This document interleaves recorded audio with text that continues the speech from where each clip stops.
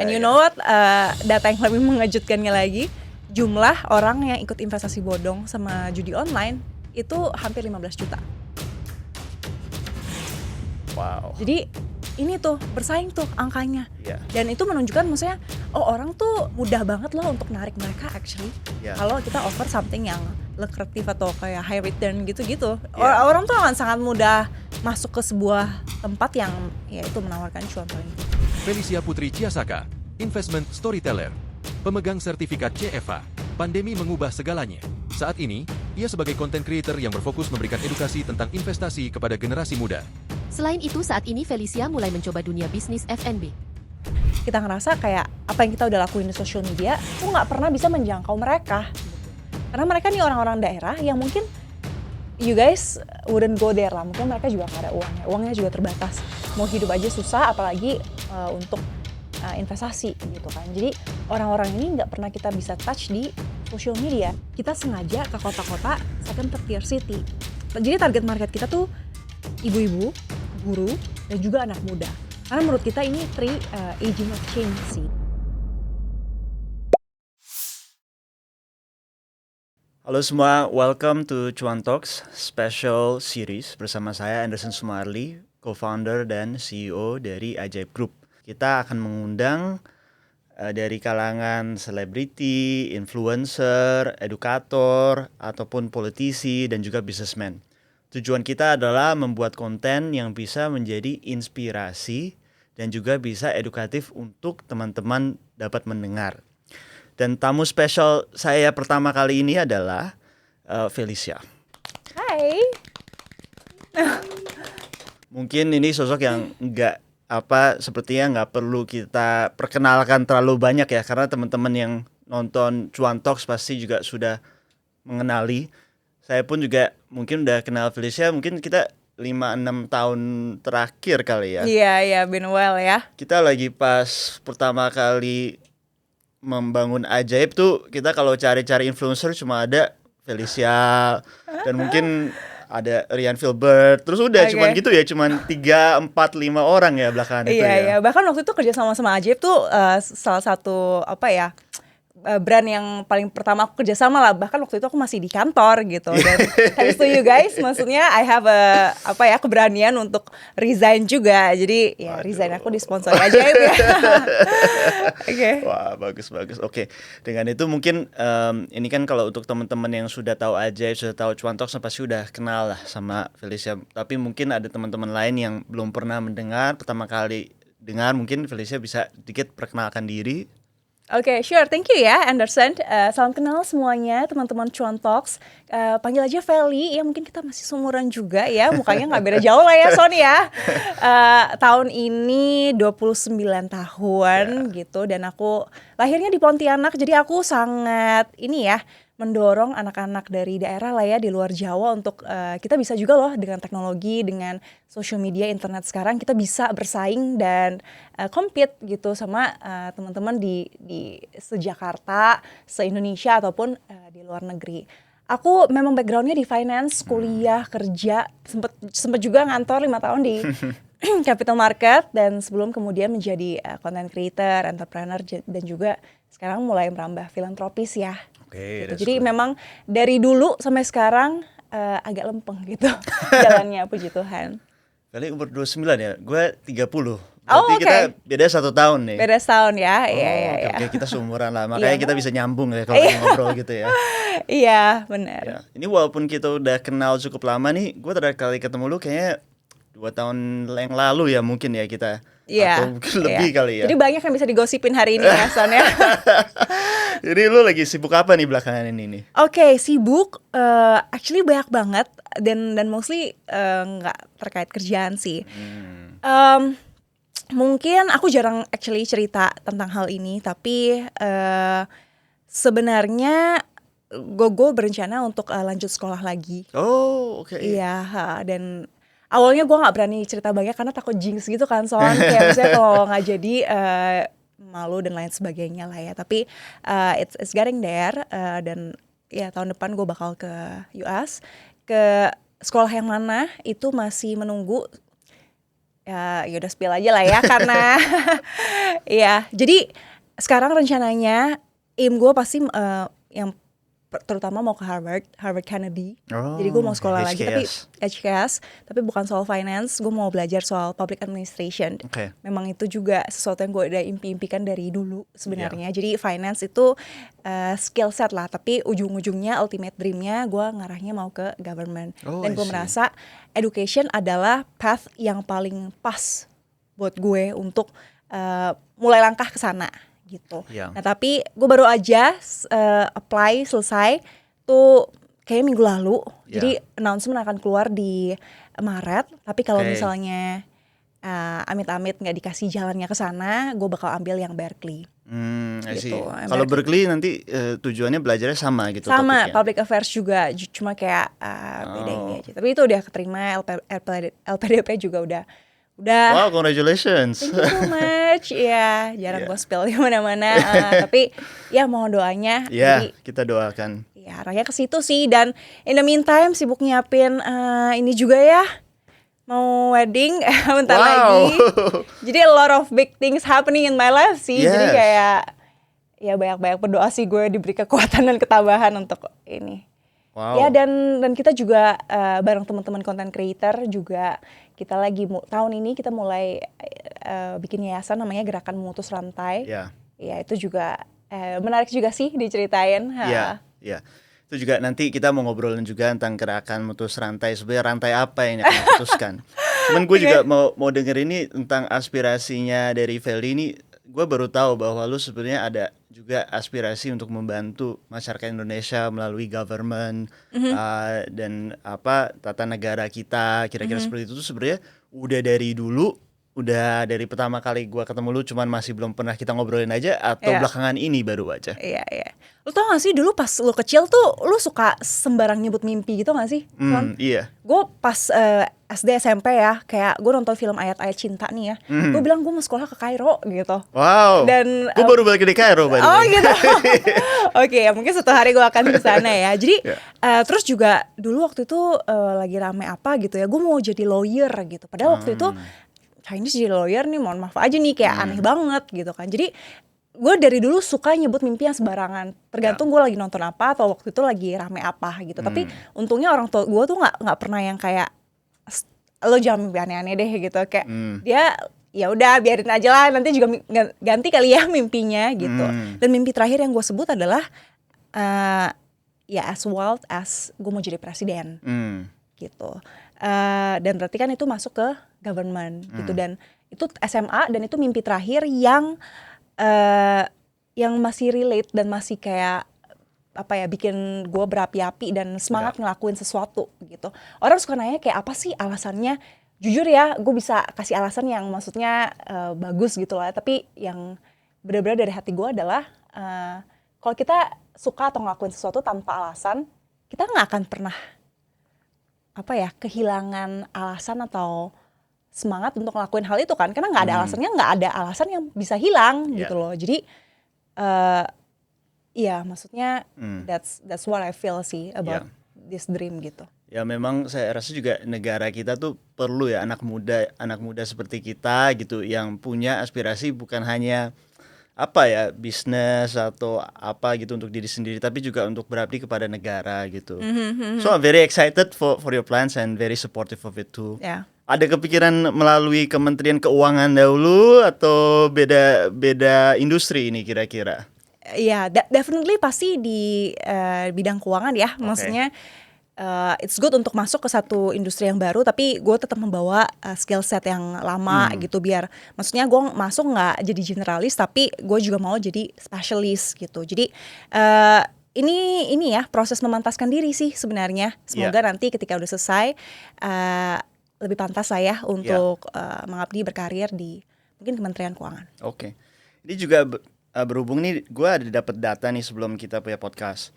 Jadi inklusi keuangan dan edukasi literasi di Indonesia itu tahun 2024 datanya adalah sekitar 60% di perkotaan. 70% di perkotaan, tapi hanya 60% di perdesaan. Jadi ini satu hal yang near and dear juga untuk gua untuk ngebangun Ajaib adalah kita perlu bukan hanya memikirkan tentang Jabodetabek atau kota-kota besar, tapi juga bagaimana kita bisa merangkul anak-anak muda di daerah-daerah, di pedesaan dan lain-lain, biar mereka juga bisa belajar tentang perencanaan keuangan, tentang instrumen investasi dan lain-lain. Satu hal yang gue lihat dalam 5 tahun terakhir adalah digitalisasi itu benar-benar membantu ini. Jadi aplikasi-aplikasi apalah itu semua kan bisa menggait anak muda itu, tapi juga sebagai content creator, sebagai influencer. Yang tadi gue bilang kan lagi kita pas dulu mulai 5 tahun yang lalu, masih cuma ada 2, 3, 4. Tapi dengan adanya sekarang adanya TikTok, adanya sekarang aset-aset tambahan lainnya seperti kripto dan forex dan lain-lain. Jadi sekarang sepertinya banyak banget gitu ya. Ada influencer itu. Cuma gue mau tanya dari Feli, dari awal mulanya sebagai OG-nya yang mulai menjadi influencer itu pemikirannya apa dulu? Kok bisa tiba-tiba mau jadi influencer, apalagi influencer investasi storyteller lagi, investment storyteller. Itu kan nggak ada pathway-nya dulu sebelumnya. Itu gimana cara pemikirannya dulu? Again, gue nggak pernah berpikir bahwa ini adalah, maksudnya gue nggak pernah tahu ada profesi namanya influencer atau bahkan content creator gitu. Paling-paling tuh selebgram aja, yang dulu beauty dulu tuh pas zaman gue pertama bikin konten ya. Dan awal mula bikin konten itu juga tentunya nggak berpikir ada uang di sini, ada career path di sini. As simple as gue nggak tahu ya, mungkin circle kita agak berbeda gitu, tapi di zaman gue kuliah dulu ya, gue tuh lumayan kaget. Dan ini yang awalnya drive gue kenapa bikin konten gitu. Jadi temen gue ini, kita di asrama nih, dan kita mau ke warteg gitu, mau beli makanan gitu. Gue dulu kuliah di Cikarang, satu meal 15.000 tuh udah dapat banyak banget. Dan itu udah ada ayam gitu ya. 15.000 doang tuh, itu udah penuh banget. Gue biasa makan cuma 10.000 tuh udah cukup banget gitu kan. 15.000 menu cowok kayak. Nah kita mau jalan bareng ke warteg nih. Nah terus temen gue kayak bilang, Vel boleh gak kalau misalnya pinjem duit lu dulu gitu kan. Gue bilang, oh kenapa gak ada cash ya? Gue temenin ke ATM deh gitu. Karena ATM juga ya gak terlalu jauh lah ya. Terus dia bilang, gak apa-apa deh gue pinjem dulu. Kenapa emangnya gitu kan. Gue jadi penasaran. Ya, dia bilang, udah gak bisa ditarik lagi karena udah saldo minimum gitu. Jadi uang yang ngendap di ATM itu kan ada minimumnya kalau gak salah 50.000 ya di saat itu. Jadi uangnya kurang dari 50.000, jadi dia gak bisa tarik lagi. Di situ gue kayak shock banget actually. Dan dia bukan dari keluarga yang gak mampu ya. Orang tuanya di Sumatera gitu punya ya bisnis sendiri lah gitu. Jadi kayak oh berarti emang kebiasaannya aja nih, gak nabung, gak punya tabungan gitu kan. Dan ternyata itu bukan cerita satu temen gue ini doang. Ternyata setelah gue nanya-nanya kan gue jadi penasaran kan, apakah ini orangnya aneh atau gue yang aneh sebenarnya kan. Akhirnya gue mulai bertanya tuh, emang tabungan lo berapa? Tentunya ke teman-teman cewek yang deket ya. Barulah di situ gue menyadari bahwa gak ada satupun dari mereka yang punya tabungan di atas 15 juta. That's why konten pertama gue adalah tabungan milenial kurang dari 15 juta. Ini lagi pas SMA atau? Ini cerita pas gue kuliah, tapi video ini gue bikin di 2018. Iya, jadi maksudnya gue kaget banget, bener-bener maksudnya di umur 20 kalau nggak salah kan waktu itu nggak punya tabungan 15 juta gitu. Dan ternyata itu ya cerita orang Indonesia pada umumnya. Dan ini pertama kali diunggah ke YouTube atau ke Instagram ini atau ke Facebook? YouTube. Ke YouTube. Jadi pertama kali gue mulainya di YouTube actually. Oh. Di 2018. Jadi awalnya memang udah dari YouTube dan lagi pas diunggah itu langsung banyak banget viewersnya atau masih mulainya awal-awal 10-20? Oh nggak rame lah yang nonton. Nggak rame dulu ya. Gue cuma kayak saingan gue atau kayak maksudnya peers lah ya yang ngomongin finance juga, itu tuh paling banyak 10.000 gitu. Jadi gue tuh cuma kayak gue mau sampai 10.000 subscribers gitu doang gitu. Dan nggak terlalu ramai juga sampai itu uploadnya kalau nggak salah Agustus dan di Desember itu baru mulai kayak snowballing gitu. Mungkin karena biasanya orang di ini ya akhir tahun juga kan mereka suka mencari resolusi lah ya tahun depan mau mulai ngapain gitu-gitu ya. Iya. Dan untuk mendapat target pertama awal itu 10.000 subscribers itu akhirnya dicapai dengan waktu yang sangat singkat atau ternyata lebih panjang daripada yang diperkirakan? Jadi ketika gue upload video pertama ya, kan gue upload lagi lah ya minggu depan, pokoknya 4 minggu berturut-turut gue upload 4 video kan, nggak pick up tuh sama sekali, nggak rame lah, nggak terlalu banyak yang nonton. Gue aja refresh sendiri tuh biar nambah ya viewsnya ya. Dulu kan bisa seperti itu. Ya sampai akhirnya video keempat gue nggak upload lagi karena nggak rame gitu. Tapi maksudnya gue merasa faktor luck tuh sangat ada ya dan real gitu loh di dalam hidup kita. Jadi ya thank God waktu itu di Desember pick up dan akhirnya gue jadi semangat lagi and we meet and this today. Ya, dan gue masih inget dulu lagi pas TikTok baru keluar dan baru terkenal di Indonesia tuh mungkin tahun akhir 2020, something around there gitu something ya. around there. Dan gue baru ingat, wow ini Felicia jadi viral setiap hari gitu. Semua konten kelihatannya yang lu push up di TikTok kayak bener-bener banyak anak muda gitu nonton gitu ya. Apa mungkin itu ya format yang anak muda tuh lebih prefer untuk belajar tentang topik-topik yang sangat dense seperti manajemen keuangan atau belajar tentang investasi yang lebih kayak cuplikan yang lebih pendek-pendek mungkin kali ya. Menurut gue maksudnya hari ini kita ngomong this is the secret recipe gitu. Tapi formula ini bisa jadi kayak nggak relevan lagi 3 atau 6 bulan ke depan dan makin sekarang makin cepet tuh time frame-nya. Jadi apa yang gue lakuin dulu mungkin udah nggak works sekarang dan apa yang gue lakuin sekarang mungkin udah nggak works bertahun-tahun ke depan. Jadi menurut gue kita bikin konten video mau segede apapun tetap harus adaptasi sih dan keep relevant with the audience gitu. Iya. Dan nih Feli, gue masih inget dulu kita lagi pertama kali ketemu, lu lebih ngobrolin tentang saham, lalu tambah reksadana, lalu tambah kripto, lalu nggak tahu belakangan ini juga ada ke forex juga atau tidak gitu. Jadi ini kalau Feli sendiri melihat perkembangan tentang anak muda Indonesia ini katanya lebih melek investasi ya. Bahkan dia juga bisa sekarang mulai melihat berbagai beragam instrumen investasi. Kalau untuk Feli sendiri, kalau lihat dari viewership-nya, ada lihat tren nggak anak muda Indonesia tuh sekarang lebih kemana sih kira-kira gitu? Lebih ke masih saham Indonesia atau sudah saham keluar atau lebih ke kripto sekarang atau gimana gitu? Iya. Kayaknya kuncinya cuma satu sih, anak muda cuma tertarik yang kasih cuan paling tinggi ya. Ya jadi mana yang offer the highest return, they'll go there gitu loh. Tapi kan biasa suka telat ya kalau misalnya udah kesana. Tapi nggak tahu, mungkin gue lumayan relate sama anak-anak muda ini juga gitu. Pada awalnya kita akan selalu fanatik dengan satu aset kelas lah. Pokoknya kripto ini paling bagus. Mungkin sekarang anak muda kayak gitu kali ya. Lalu mah saham Indonesia doang gitu, BCA bisa kemana gitu kan. Bitcoin aja sehari udah keuntungan setahunnya BCA misalnya, something like that. Jadi kita akan mulai dengan fase yang fanatik banget dulu.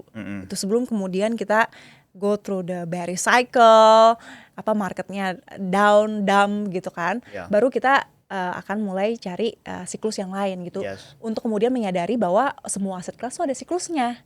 Gitu. Jadi ya menurut gue sekarang sih orang ngarahnya ke kripto sama US stock ya, karena Indonesian stocks kurang perform ya. Kalau menurut lu gimana, Son? Ya jadi gue juga ngeliat betul juga gitu, karena ini kan kalau ngomong tentang investasi dalam pasar modal atau instrumen-instrumen investasi ini relatively masih new ya untuk masyarakat Indonesia. Mungkin dalam 5 tahun terakhir, mungkin juga berkat karena Feli juga edukasi Indonesia gitu kali ya.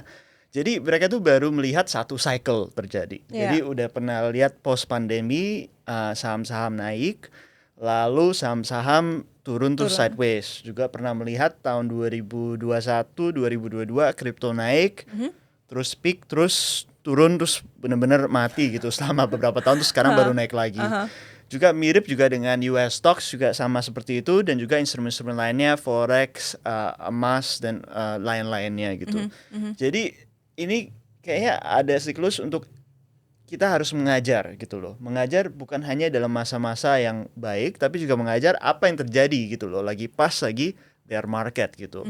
Mungkin lebih tepatnya kalau lagi bear market, misalnya interest suku bunga lagi tinggi, mungkin ya taruh di tabungan aja gitu kan kan suku bunganya juga returnnya lebih tinggi. Atau obligasi ya benar. Exactly gitu. Sembari nunggu gitu, tapi jangan putus asa begitu karena ada kesempatan lagi begitu suku bunga turun ya produk-produk investasi naik lagi ya jangan jadi tertinggal gitu loh. Iya. Intinya seperti itu. Nanti kita lagi belajar tentang siklus sih ya. Betul. Maksudnya Indonesia kita lagi belajar tentang siklus dan menurut gue ya maksudnya you know what, jumlah investor di pasar modal Indonesia kan around 14 Iya sekitar 14 juta, sekitar 14-15 juta ya. Kalau nggak salah sekitar segitu deh, dan sekitar setengah, tapi cuma hanya setengahnya saham. Yang setengahnya saham, yang lainnya ya. Jadi 14-15 juta ini reksadana, saham, obligasi. Iya. And you know what, data yang lebih mengejutkannya lagi, jumlah orang yang ikut investasi bodong sama judi online itu hampir 15 juta. Wow. Jadi ini tuh bersaing tuh angkanya. Iya. Dan itu menunjukkan maksudnya orang tuh mudah banget loh untuk narik mereka actually. Iya. Kalau kita offer something yang lukratif atau kayak high return gitu-gitu. Yeah. Orang tuh akan sangat mudah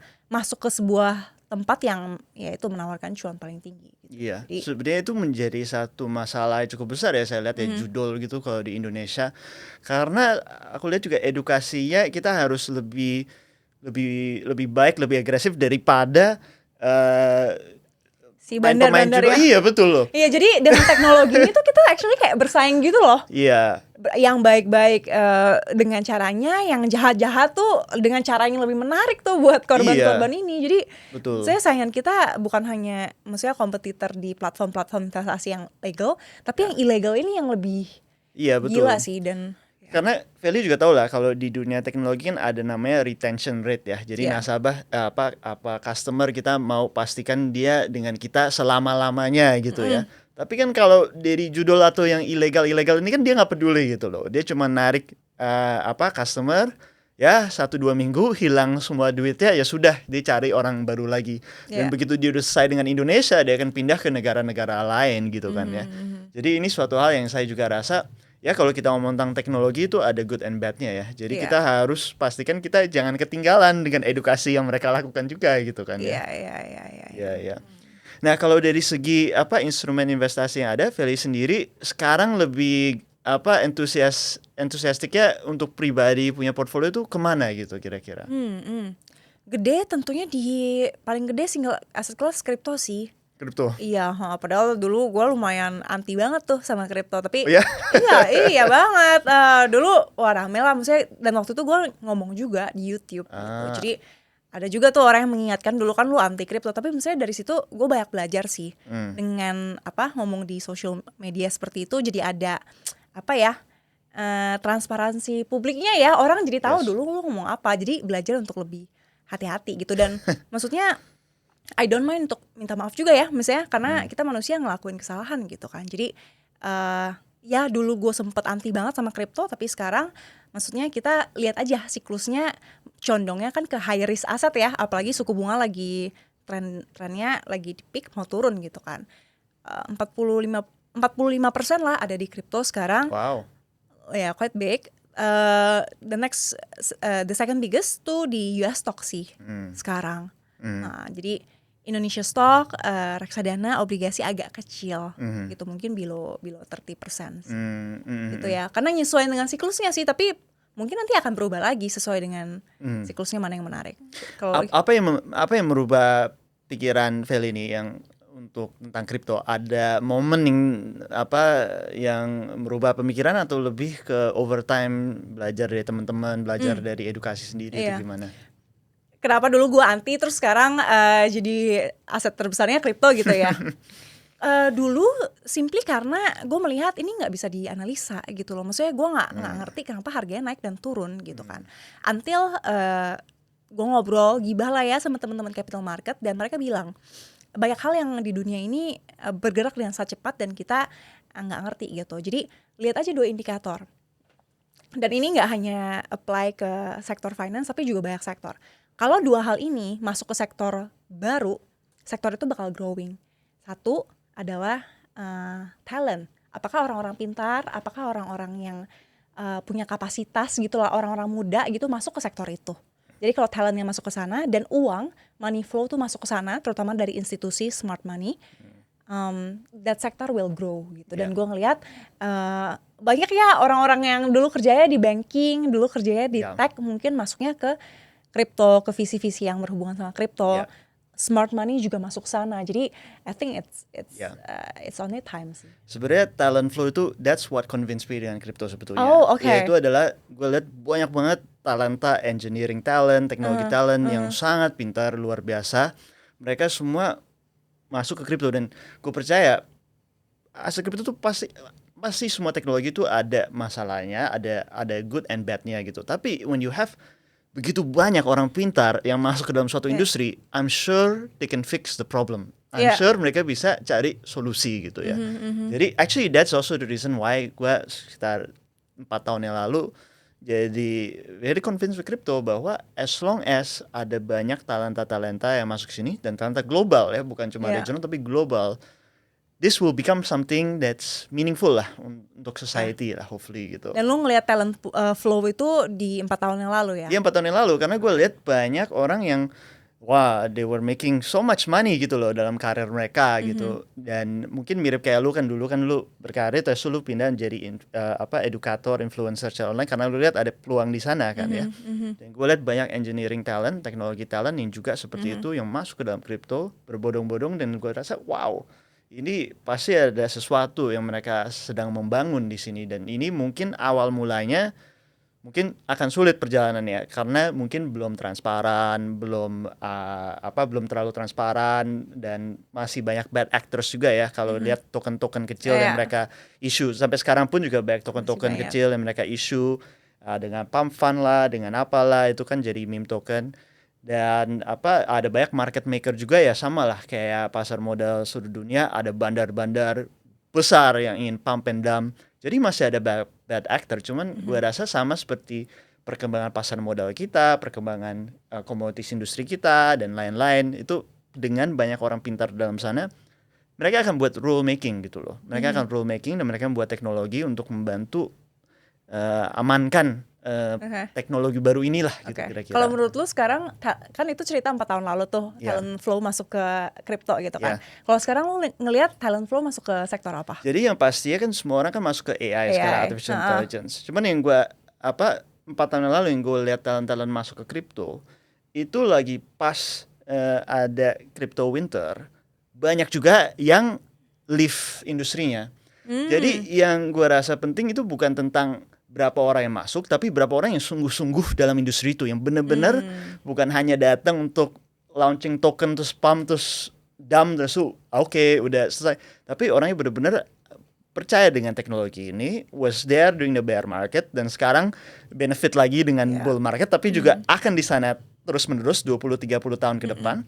Karena membangun teknologi menurut gue tuh bukan cuma 1-2 tahun, 3 tahun, tapi itu mungkin bisa makan waktu 10 tahun, 20 tahun, 30 tahun bahkan teknologi-teknologi yang bisa menjadi sifatnya mendasar merubah cara kita kehidupan kita sehari-hari gitu.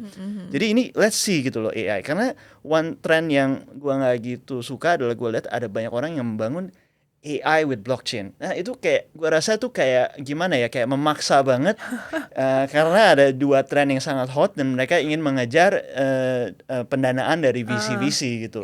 Jadi yang gue lebih tertarik adalah lihat siapa yang sesungguhnya yang benar-benar percaya tentang ini. Who has been working on AI sebelum this is a buzzword from before dan mereka apakah mereka benar-benar mengerti what they're doing atau mereka cuma membangun wrapper on top of existing AI infrastructure yang ada gitu loh.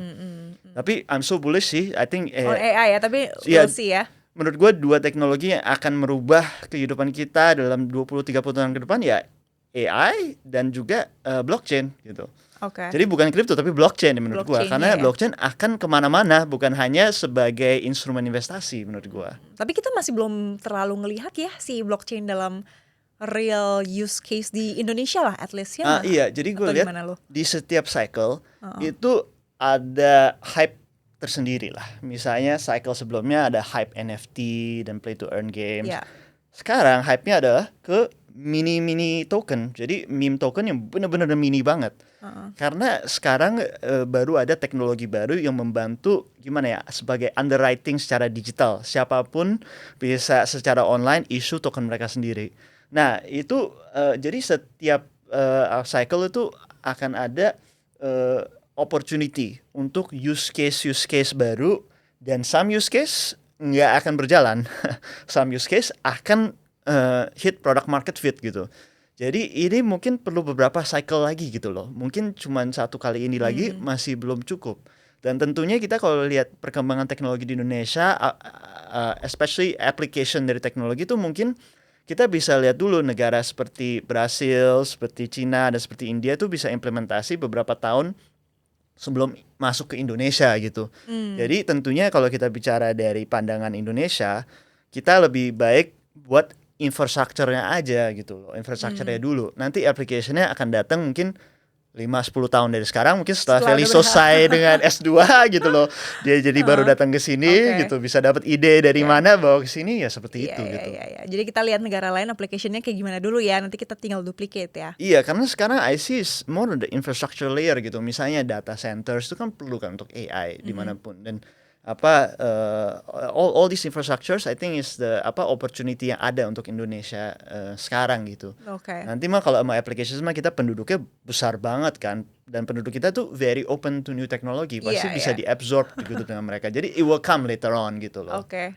Berarti sekarang di infrastrukturnya dulu ya. Iya. Fondasinya ya. Dan gue merasa pemerintah ada ada role yang cukup besar ya untuk memfokuskan pendanaan riset dari negara ataupun insentif-insentif untuk berbagai perusahaan-perusahaan untuk menetapkan bisnisnya yang secara internasional dalam Indonesia. Ini kalau mereka bisa fokuskan dalam dua teknologi ini, yaitu adalah blockchain dan juga artificial intelligence, ya kita mungkin kali ini Indonesia bisa menjadi sentral dari teknologi itu di Asia Tenggara, bukan hanya sebagai consumer market gitu loh. Ini bisa-bisa Indonesia bisa menjadi yang terunggul gitu loh di Asia Tenggara. Do you see sign ke sana? Maksudnya karena kesel juga ya, all this time kita kalahnya sama ya dulu India, China lah ya, sekarang kalahnya sama Vietnam, kalahnya sama ya Philippines bahkan gitu kan.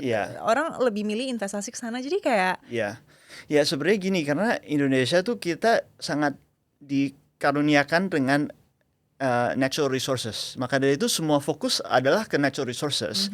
Dan ya memang betul kalau kita ngomong tentang teknologi perkembangan kan, kita kalau bicara tentang vertical integration atau hilirisasi tentang natural resources kita, itu kan juga ada suatu bentuk teknologi kan. Apalagi electric vehicles punya battery, itu kan juga suatu bentuk dari implementasi teknologi kan. Jadi kita kalau di Indonesia kita lihat fokusnya dalam media, fokusnya dalam kalangan universitas dan edukasi dan lain-lain itu lebih ke bagaimana kita bisa menggunakan natural resources negara kita dengan lebih baik. Tapi sebetulnya kita juga ada peluang juga gitu loh dalam membangun infrastruktur yang baik untuk artificial intelligence di Asia Tenggara dan juga blockchain teknologi juga di sini gitu. Jadi kita berharap gitu loh, jadi pemerintah kita bisa fokus juga ke area-area ini juga gitu. Karena ya suatu hari ya natural resources-nya kan bakal habis gitu ya. Dan alangkah baiknya kalau kita juga bisa jadi superpower di Asia Tenggara ataupun di Asia dalam teknologi lain ini. Amin. Semoga ya. Iya. Jadi salah satu PR Felicia nih dari kalau ke Berkeley ataupun ke Harvard nih cari tahu ya gimana caranya. Dan juga manggil juga anak-anak Indonesia dari Boston sama dari Silicon Valley balik ke Indonesia gitu. Siap. Belum pergi udah dikasih PR ya. Oke, ngomong-ngomong dengan itu tadi Feli bilang ada dengan beberapa kawan-kawan membuat satu non-profit ya. Jadi tadi non-profitnya namanya Gerakan Memutus Rantai. Nah, ini rantai apa yang ingin diputus? Rantai kebaikan ya, enggak ya. Jangan, itu harus disambung ya kalau rantai kebaikan. Enggak, intinya kita tuh kita ber-13 sebenarnya. Kayak ngerasa kita udah ngelakuin banyak hal nih di social media, we've achieved this, kita udah hidupnya enak dan lain sebagainya, tapi kayak what's more gitu, kayak kita semua lagi pas waktunya cari quantum leap yang selanjutnya tuh apa gitu. Dan kita lumayan ini ya, maksudnya di saat kita hidup enak, di saat kita udah achieve some kind of followers, tapi di saat yang sama di social media tuh jumlah judul, jumlah pinjol, jumlah orang-orang yang terjebak investasi bodong gitu ya, itu tuh bahkan jauh lebih cepat perkembangannya daripada investor di pasar modal gitu, atau bahkan mungkin pertumbuhannya sama cepatnya dengan investor kripto gitu ya. Jadi dan banyak juga kita ngerasa dengan mereka yang nggak ngerti ini justru kena juga ke kehidupan kita, entah pembantu kita misalnya yang dia kena dan dia akhirnya minjem uang juga sama kita. Jadi at the end of the day itu bakal kena juga ke kita. Mungkin bukan sekarang tapi someday in the future itu pasti bakal ngefek juga ke kita. Dan kita ngerasa kayak apa yang kita udah lakuin di social media tuh nggak pernah bisa menjangkau mereka gitu.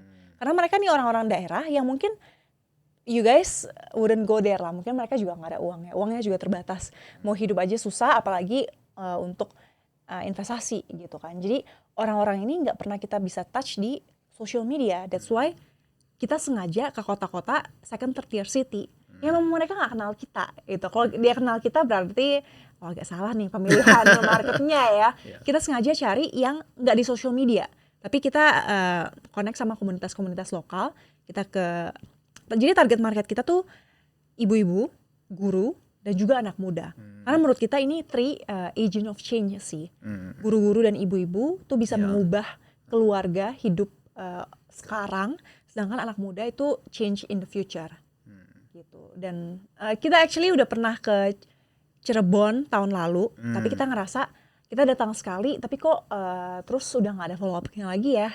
Kayak gimana nih biar lebih sustainable, ibu-ibu ini, guru-guru ini kan harus didampingi ya, harus kita pastikan lah hidupnya berubah atau ada sesuatu yang improve lah dalam finance-nya kan. That's why this year around kita selain ke ibu-ibu kita juga build volunteer lokal. Jadi anak mudanya ini yang justru kita bikin komunitas volunteer, kita mentoring, dan anak muda ini yang bakal day to day sama ibu-ibu atau guru-guru ini.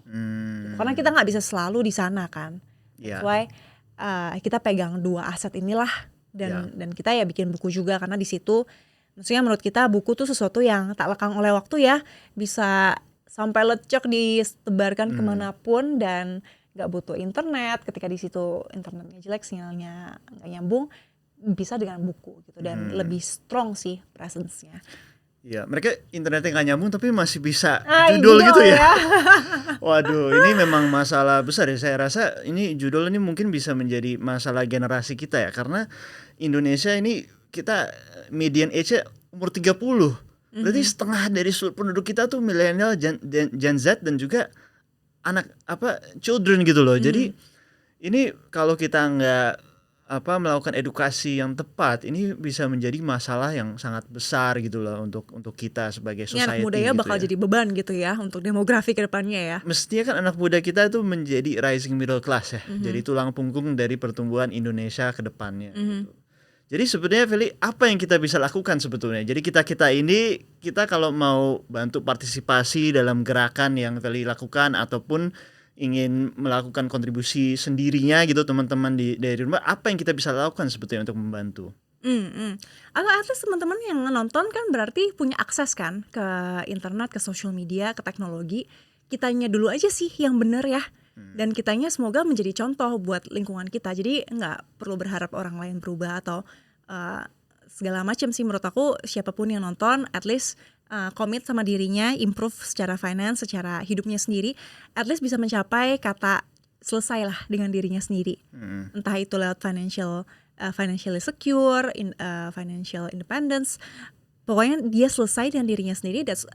That's when dia bisa mikir sesuatu yang di luar dirinya sendiri kan, orang sekitarnya dan lain sebagainya. Tentunya maksudnya kalau di gerakan memutus rantai kita berusaha sebisa mungkin agar kalian membantu tapi juga kalian terbantu langsung gitu. That's why waktu itu kita buka donasi buku yang kita bikin selain dibagi ke ibu-ibu, guru-guru, teman-teman bisa berdonasi gitu. Dia beli, kita kirim bukunya. Nah bukunya ini bolehlah dikasih ke, mungkin teman-teman nggak butuh kali buku itu ya, lebih butuh tukang kebunnya, lebih butuh ART-nya atau Pak Satpam yang di sekitar rumahnya gitu. Jadi tapi sekarang lagi close sih, mungkin nanti kita open lagi. Tapi apa yang bisa dilakukan masing-masing adalah komit untuk beresin diri kita sendiri dan mulai influence surrounding kita sih. Jadi nggak usah jauh-jauh, nggak usah yang tinggi-tinggi sih mikirnya. Nama bukunya apa, Feli? Nama bukunya Gerakan Memutus Rantai aja sih sebenarnya. Oke. Jadi Nah ini ditulis sama Feli atau teman-teman rame-rame atau sama gimana? teman-teman rame-rame. Oh 13 orang itu. Cuma 3 orang sih, Oh, tapi 3 kita orang. ada inilah bagi-bagi tugasnya. Ini gitu. semua influencer lain atau dari teman-teman dari apa kuliah atau dari apa 13 Nah orang ini content creator keuangan, Oh, content jadi creator mungkin keuangan. nama-namanya teman-teman kenal juga ya. Ada Ya. Yuda, ada Anissa, ya Andi, Ken, jadi Ci Ya. Alin, Ci Olivia Louis, Brenda. Jadi banyak ngomongin uang. Ya. Ya. Nah ini inisiatifnya memang dari apa 13 orang itu ada kerjasama dengan pemerintah atau ada sama sekolah-sekolah atau gimana itu? Inisialnya bisa berpikir untuk memulai gerakan Oke. ini. Inisialnya awalnya agak-agak random ya sebenarnya ya. Oh. Back then kayaknya 2022 ya, kalau nggak salah, apa 2023. Pokoknya lagi banyak drama lah Son di dunia keuangan ini ya. Maksudnya Oh ya ada drama. jadi kayak Oh gue nggak tahu. ya biasalah kita drama ini ya.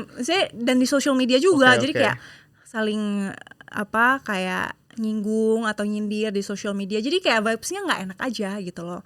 I feel maksudnya ya memang kita ya bisa dibilang kompetitor, tapi kan justru dengan adanya kita rame-rame saling mengedukasi marketnya ya gitu. Jadi waktu itu gue invite aja ke rumah, kayak kita ngobrol lah gitu, makan-makan aja gitu. Sampai ada yang nanya kayak ini sebenarnya agenda apa gitu kan, mau agenda politik apa ini gitu kan, apalagi tahun depan 2024 kan. Nggak ada, sebenarnya kayak simple, kita makan-makan aja. Waktu itu main board game di rumah gue, habis itu kita makan nasi padang, main basket. Jadi kayak maksudnya so that kalau ketemu kan ketemu langsung, emang lu berani nyindir langsung kan enggak kan? Ya. Kita berani nyindir karena kita nggak pernah lihat orangnya langsung, nggak pernah kenal, nggak pernah in touch sama dia. Ya. Gitu. Jadi kalau kita kenal, kita jadi teman, ya mungkin kita bisa bikin sesuatu yang malah lebih kolaboratif ya, kooperatif ya, instead of saling menjatuhkan gitu. Iya. Dan dari situ kayak ngobrol-ngobrol, oh iya dia mau sebenarnya tertarik legislatif gitu. Oh iya ini tertarik politik juga. Oh iya ini kita gimana kalau kita bikin charity yuk gitu, lagi bosen nih. Jadi kayak setelah ketemu kita tahu nih pikiran masing-masing tuh apa, dan this is something yang lahir lah dari obrolan itu. Jadi Yeah. sesuatu yang awalnya destruktif, jelek buat industrinya, thankfully kita yang mau ngumpul Yeah. bisa lahirin sesuatu yang kooperatif. Oke. Ini gue lihat cocok ya untuk jadi pemerintahan ya nanti ya ke depannya. Gue lihat. Amin, Jadi, amin, ya. Ya amin. terima kasih Felicia, ini kalau kita lanjutin ngobrol bisa berjam-jam gitu ya. Tapi Gak gue kerasa ya, udah berapa lama sih ha? Tapi anyways gue mau ngundang lu juga ikutan gue jadi co-host nih dalam beberapa wow. segmen-segmen berikutnya di Aha. Cuan Talks, biar kita juga bisa bareng-bareng ketemu dengan beberapa sosok-sosok inspiratif dan semoga bisa sharing juga gitu loh pandangan kita untuk jadi aspirasi lah biar anak Oke. muda Indonesia juga bisa lebih semangat Ya, gitu. nanti kita kulik ya keuangannya dan Ayo. investasinya ya, biar maksudnya teman-teman yang nonton juga bisa ini kali ya, belajar sesuatu dari tokoh-tokoh inspiratif yang nanti lo undang. Ya, siap. Jadi untuk teman-teman yang nanti mau mendukung juga gerakan memutus rantai, nanti bisa juga follow sosial medianya, dan nanti kita akan kasih kesempatan juga ke teman-teman juga bisa kontribusi juga. Dengan itu terima kasih, sampai jumpa dengan Cuan Talks berikutnya. Bye. Lebih stabil, lebih lengkap, lebih baik. Ajaib semua bisa.